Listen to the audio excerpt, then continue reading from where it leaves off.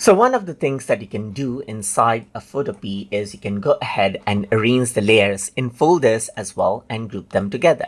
Let's say, for example, I have these three shapes right here.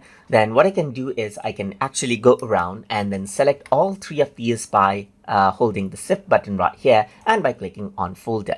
So once I click on the folder button, you can see that it moves inside this particular folder right here. So if I were to select this folder, you can see that these are still individual layers right here, but they are just arranged in this particular folder. So you can go around, double click and name it as, let's say, for example, shapes right here, just like this. And that is what you have right there. So now you can see that this is what you have.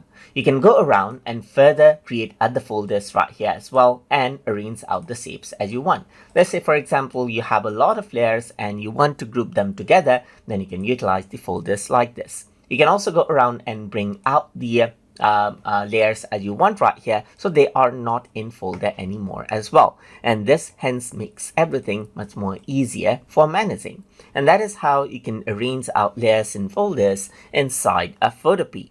So I hope you guys learned something as always, and as always, please like, comment, share and subscribe.